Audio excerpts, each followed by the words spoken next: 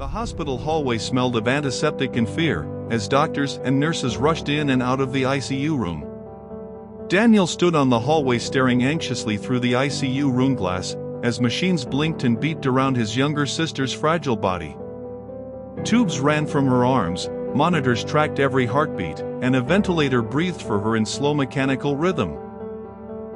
Daniel stood there frozen, his hands buried deep in his pockets, staring at the floor as nurses hurried past him.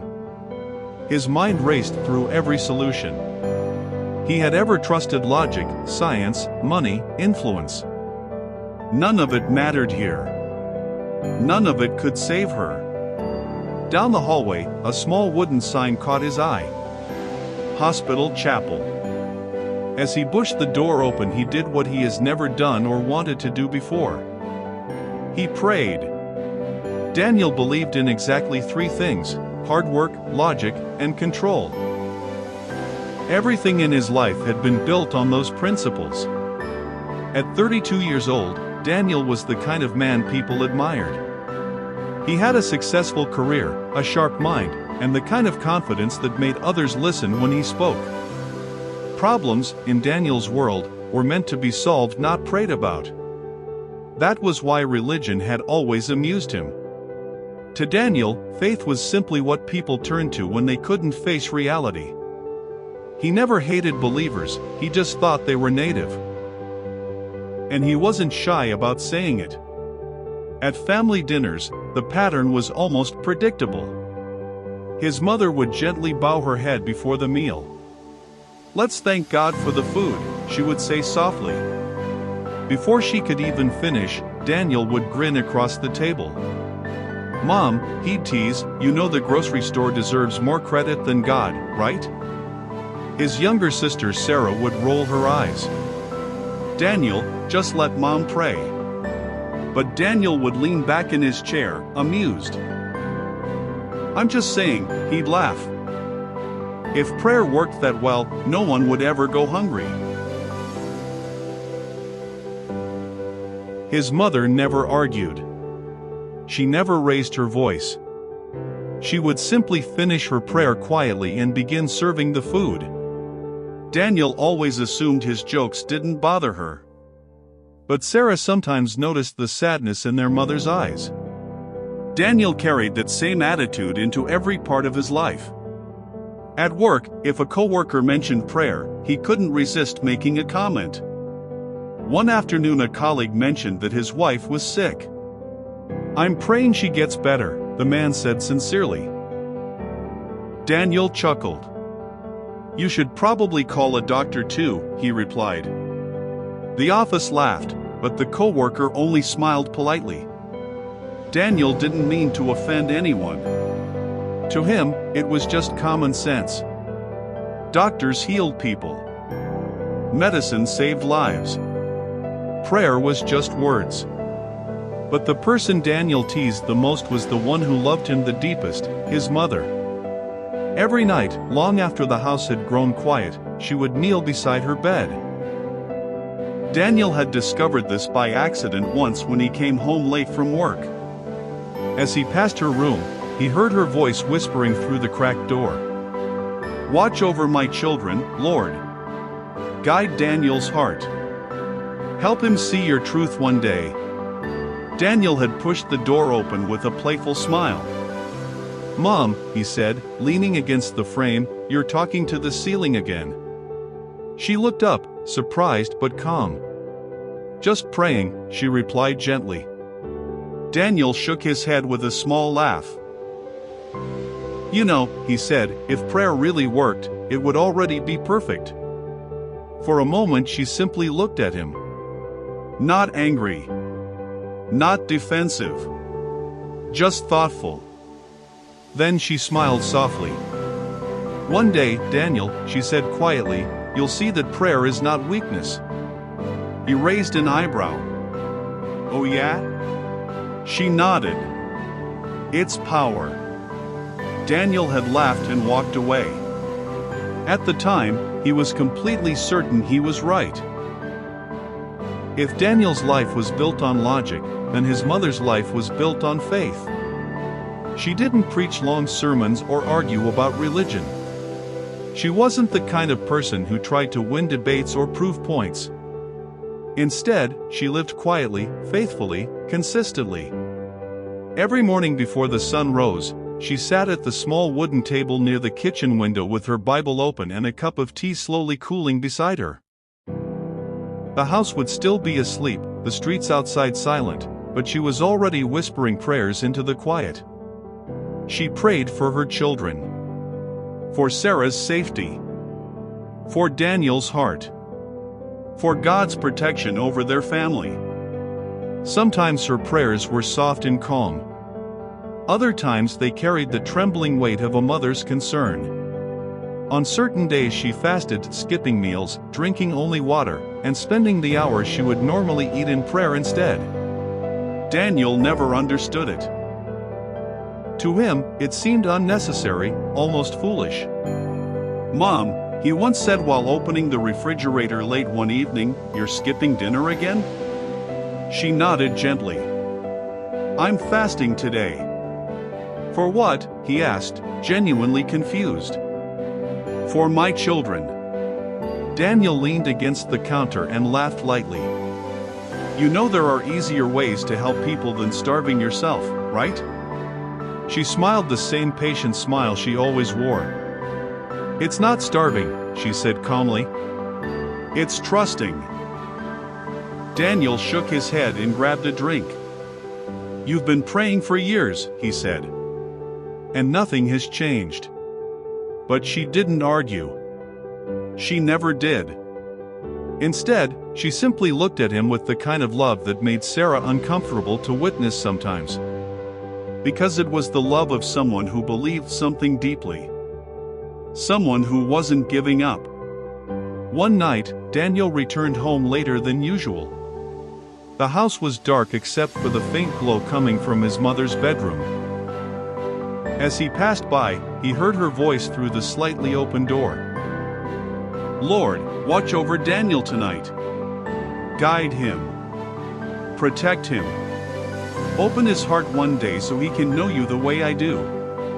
Daniel stopped. For a moment he just stood there listening. Then he pushed the door open with a small, amused smile. His mother was kneeling beside her bed, hands folded, eyes closed.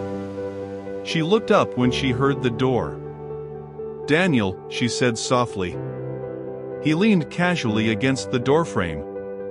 "Mom," he said with a grin, "you're talking to the ceiling again." She sighed gently but didn't seem offended. "I'm praying." Daniel chuckled.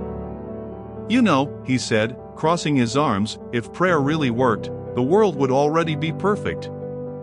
His words hung in the room. For a moment she simply studied his face. Not with frustration. Not with anger. But with a quiet understanding that Daniel didn't yet recognize. Then she spoke calmly. "God hears every prayer," she said softly. Daniel shrugged. "Even when people aren't listening?" She smiled faintly. "Especially then." Daniel shook his head and laughed as he turned to leave the room. But just before he walked away, she added one more sentence, a sentence that would echo in Daniel's mind later in a way he never expected. "God hears every prayer," she said again. Then her voice softened, "even the ones you haven't prayed yet." Daniel waved a dismissive hand and walked down the hallway. At the time, he thought it was just another one of her comforting religious sayings. He had no idea that one day soon, he would be the one desperately hoping she was right. The phone call came on an ordinary Tuesday afternoon.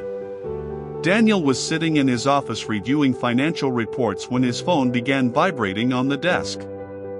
He glanced down and saw Sarah's name on the screen. He answered casually. "Hey, what's?" But the voice on the other end wasn't Sarah's.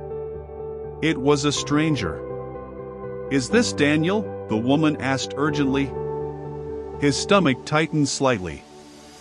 "Yes, who is this?" "My name is Melissa. I'm with your sister right now." Daniel sat up straighter. "What do you mean you're with her?" "She collapsed," the woman said quickly. "We're calling an ambulance. She lost consciousness and isn't responding." For a moment Daniel thought he had misheard. "Collapsed?" he repeated. "Yes. We think something is seriously wrong." The words hit him like a sudden drop in an elevator. Within minutes the call ended and Daniel was already grabbing his keys. The drive to the hospital blurred together in flashing red lights, honking horns, and the pounding of his own heartbeat. His mind searched for explanations. Maybe she fainted. Maybe it was dehydration. Maybe it was nothing serious. But when he reached the emergency room, the look on the doctor's face told him the truth was far worse. They were already running tests. Scans. Blood work. Neurological examinations. One doctor spoke carefully. "We're concerned it may be a brain aneurysm," he said. Another mentioned the possibility of severe internal bleeding. Words like critical condition and life-threatening complications filled the air. Daniel stood there listening, his confident world beginning to crack in ways he had never experienced before. This was not a problem he could solve with logic. Not something he could fix with money or intelligence. For the first time in his life, Daniel felt completely powerless. And somewhere deep inside him, a quiet memory stirred. His mother's voice. "God hears every prayer, even the ones you haven't prayed yet." The emergency room was a blur of hurried footsteps, flashing monitors, and hushed conversations that always seemed to stop the moment Daniel walked past. Hours earlier, Sarah had been laughing with friends. Now she was lying motionless in a hospital bed. Daniel stood near the doorway of the ICU as doctors gathered around her, studying the screens and speaking in low, careful voices. A tall neurologist finally stepped toward him. "Daniel?" he asked. Daniel nodded. "We've completed the initial scans," the doctor said. "Your sister has suffered what appears to be a severe brain aneurysm. There's also internal bleeding." The words landed heavily. Daniel frowned, trying to process them. "Okay, so you fix it, right?" he said quickly. "You do surgery or something." The doctor hesitated. That hesitation said more than any explanation. "We're doing everything we can," he said carefully. "But the bleeding is extensive, and the swelling in her brain is dangerous. We're stabilizing her for now." Daniel's voice sharpened.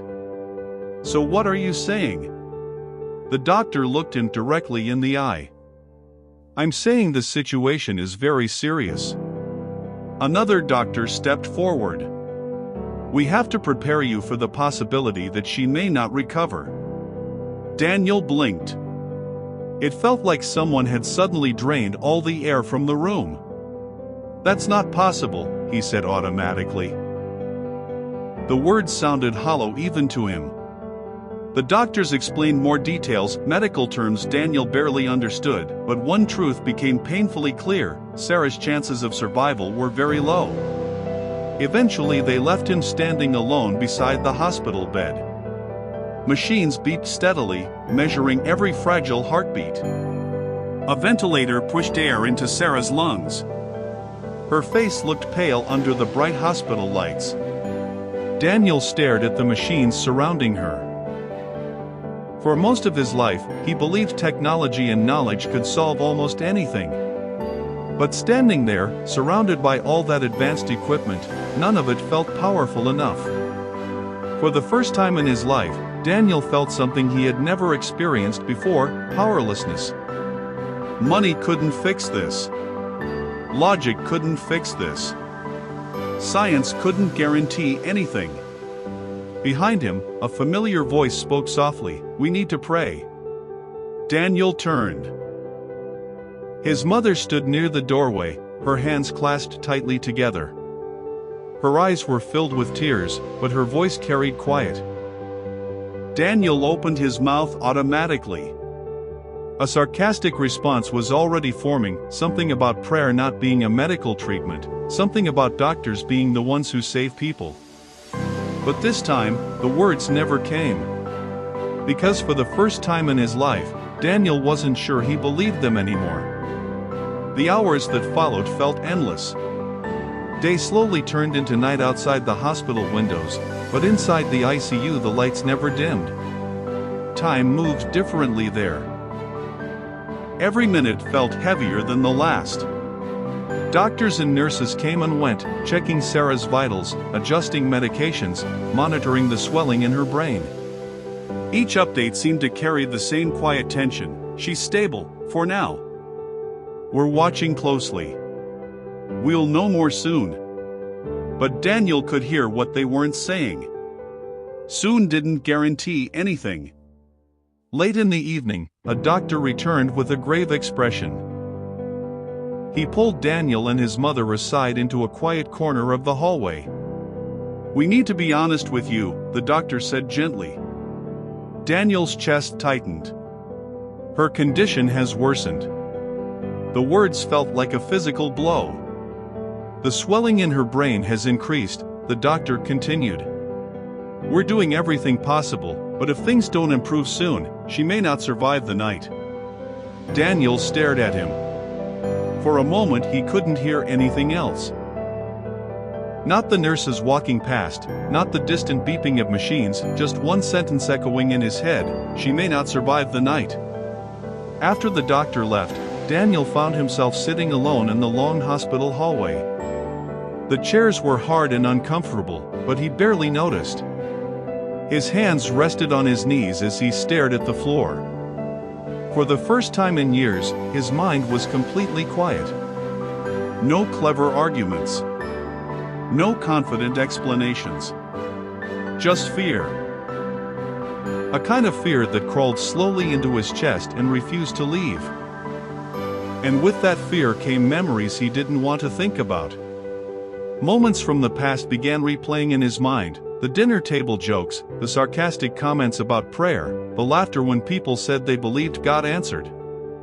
He remembered the night he caught his mother kneeling beside her bed. He remembered the smile on her face when she told him prayer was power. And suddenly those memories didn't feel funny anymore.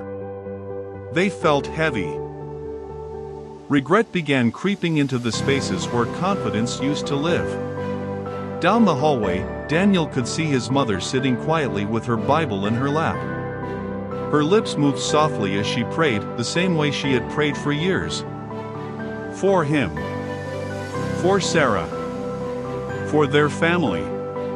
Daniel watched her for a long moment. Then a thought entered his mind, one that would have seemed ridiculous just days earlier. What if she was right? The question unsettled him. For 32 years Daniel had been certain about one thing: prayer didn't change anything. But now his sister's life hung by a thread. Doctors had done everything they could. Science had reached its limit. And Daniel was running out of things to believe in. For the first time in his life, he allowed himself to consider something he had spent years rejecting, a quiet, frightening possibility. What if he had been wrong all along?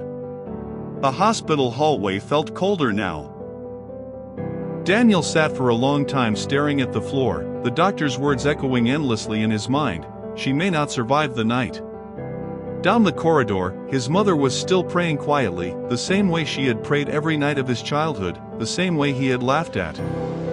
Daniel rubbed his face with both hands, exhaustion pressing heavily on his chest.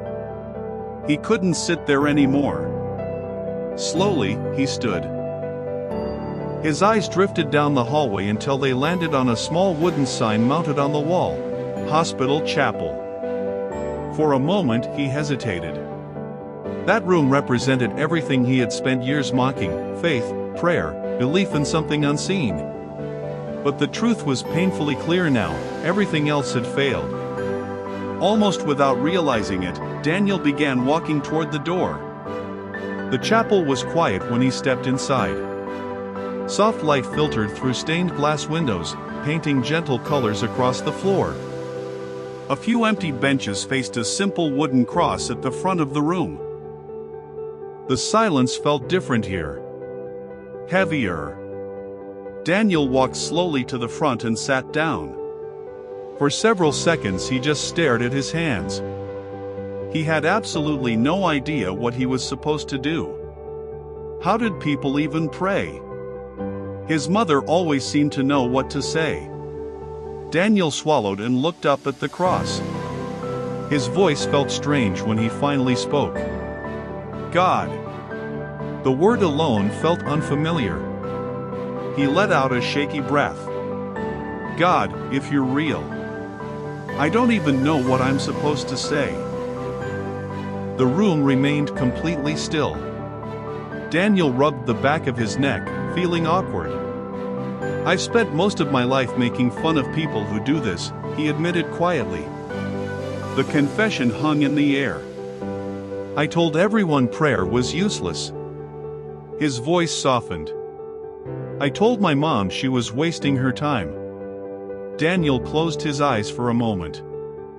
I don't know if you're listening, he continued slowly. And honestly, I'm not even sure I deserve for you to listen. His throat tightened.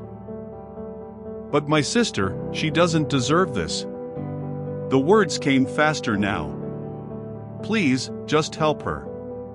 Please let her live. Take whatever you want from me, just don't let her die. Daniel opened his eyes again. He waited. Seconds passed. Then minutes. Nothing happened. No sudden peace. No voice. No sign that anyone had heard him. Just silence. And as the quiet stretched longer and longer, a cold thought crept into his mind. Maybe the silence was his answer. Daniel had barely stepped out of the chapel when chaos exploded down the hallway. Two nurses rushed past him towards Sarah's room. Behind them, a doctor followed quickly. Daniel's stomach dropped. Something was wrong. He hurried after them just as more medical staff began moving toward the ICU. Through the glass window, Daniel could see sudden movement around Sarah's bed. Machines began beeping louder, faster. Urgent voices filled the room. Her vitals are dropping. Blood pressure is falling. Prepare another dose. Daniel felt the blood drain from his face. He rushed toward the door, but a nurse gently stopped him. You need to stay back, she said firmly. But that's my sister. Daniel said, panic rising in his voice. We're doing everything we can. The door closed in front of him. Through the glass, Daniel could only watch as doctors surrounded Sarah. One of them began adjusting the ventilator. Another checked the monitors. Someone called out numbers Daniel didn't understand. But the tone in their voices said everything. The situation was getting worse. Much worse. Daniel stepped backward until his shoulders hit the wall. His heart pounded violently in his chest. Just minutes earlier he had been sitting in the chapel asking God for help. And now his sister looked closer to death than ever. A crushing thought slammed into him. I waited too long. He slid slowly into one of the hallway chairs, staring helplessly at the floor. All those years mocking prayer. All those nights his mother had spent praying for him. And when he finally tried it himself, it seemed like it didn't matter. His voice trembled as he whispered to himself, I should have prayed sooner. Regret burned inside him. What if prayer really did matter? What if he had wasted the very thing that could have helped? Daniel covered his face with his hands. The hallway around him felt unbearably silent despite the chaos happening just a few feet away.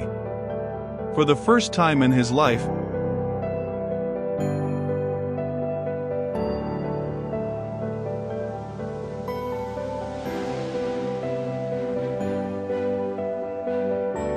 Daniel realized something terrifying. If a miracle was coming, It might already be too late. The hallway felt unbearably long as Daniel sat with his head in his hands. Inside the ICU, the voices of doctors moved quickly, urgent and sharp. Machines beeped in chaotic rhythm. Every sound felt like a countdown. Daniel couldn't bring himself to look anymore. His mind kept repeating the same painful sentence, "I waited too long." He had spent years mocking prayer, and now the one time he tried it, it felt useless. The ICU door suddenly opened. Daniel looked up quickly as a nurse rushed past him, heading toward the nurses' station. More voices followed behind the door. But this time something sounded different. The frantic tone had softened. Another doctor stepped out of the room, staring down at a tablet with confusion written across his face. Daniel stood up immediately. "What's happening?" he asked, his voice tight with fear. The doctor looked up at him, clearly surprised. "Well," he began slowly. "That's unexpected." Daniel's heart pounded harder. "What do you mean?" The doctor glanced back through the glass window toward Sarah's bed. "A few minutes ago her vitals were crashing," he explained. "But suddenly they've stabilized." Daniel blinked. "Stabilized?" "Yes," the doctor said. "Her blood pressure is rising again, and the swelling in her brain appears to be decreasing." Daniel stared at him in disbelief. "But how?" The doctor shook his head slightly. "We're not sure yet." Inside the room, nurses continued checking the monitors. But the urgency had disappeared. The machines were beeping slower now. Steady. Controlled. Alive. A nurse stepped out and passed Daniel in the hallway. She paused briefly when she noticed the stunned look on his face. Then she spoke quietly, almost thoughtfully, "Sometimes," she said gently, "things happen that we can't explain." Daniel didn't respond. His eyes slowly drifted down the hallway toward the small wooden sign, "The Hospital Chapel." For a long moment, he simply stared at it. And for the first time in his life, Daniel wondered if someone had actually heard his prayer. Sarah's recovery was slow. But it was real. Over the next few days, the swelling in her brain continued to decrease. The doctors monitored her carefully, still cautious, still surprised by the sudden turn in her condition. 1 week later, Sarah opened her eyes. When Daniel saw her awake for the first time, something inside his chest shifted in a way he couldn't explain. It wasn't relief alone. It was something deeper. Something humbling. The doctors called it an unexpected recovery. But Daniel couldn't shake the memory of what had happened in that chapel, the prayer he never thought he would say, and the moment everything began to change. Life slowly returned to normal after Sarah left the hospital. But Daniel didn't. Something about him had changed. At first, it was small things. One Sunday morning his mother noticed him standing near the front door holding his car keys. She looked at him curiously. "Going somewhere?" she asked. Daniel hesitated for a second. Then he shrugged lightly. "I thought I might come to church with you." His mother blinked in surprise. Then she smiled softly. For the first time in years, Daniel sat beside her in a church service. The songs felt unfamiliar. The prayers felt strange. But something about it felt right. Weeks turned into months. And slowly, Daniel began understanding something he had ignored his entire life. Prayer wasn't weakness. It was surrender. And sometimes surrender was the strongest thing a person could do. But the moment that truly revealed how much he had changed came late one quiet night. Daniel was alone in his apartment. The lights were dim. The world outside had gone silent. He walked into his bedroom and sat on the edge of the bed. For a long moment he stared at the floor. Then slowly, he slid down to his knees. The same way he had seen his mother do countless times before. For years he had laughed at that posture. Now it felt natural. Humble. Necessary. Daniel bowed his head and spoke softly into the quiet room. "Thank you," he whispered. No audience. No emergency. No desperation. Just gratitude. Because the man who once mocked prayer had finally become a man who believed in it. Months passed after the night that nearly took Sarah's life. The hospital had long since faded into memory. The machines, the fear, the endless waiting in cold hallways. Life slowly returned to something that looked normal again. Sarah was healthy. His mother still prayed every morning by the kitchen window. But Daniel was no longer the same man who once laughed at faith. Sometimes he would sit quietly in church and remember the person he used to be. The man who believed prayer was pointless, the man who thought faith was nothing more than a crutch for people too weak to face reality. Back then, Daniel believed strength meant having answers. Having control. Believing only in what could be proven. But life has a way of humbling even the most confident people. Because when his sister's life hung by a thread, when doctors had no guarantees, when logic had no solution, when money had no power, Daniel discovered something he had never understood before. Prayer wasn't a weakness. It was the last door people knock on when every other door has closed. And sometimes, it's the only door that opens. He thought about the chapel that night. The awkward prayer he barely knew how to say.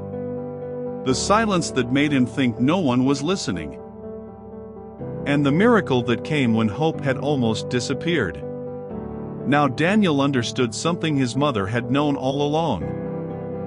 Sometimes the people who laugh the loudest at prayer are the ones who will one day need it the most. And sometimes God answers prayers, even the ones spoken for the very first time. Lessons to learn in today's story. 1. Pride can blind you to what you truly need. 2. Prayer is not weakness, it is strength. 3. You don't understand faith until you're tested.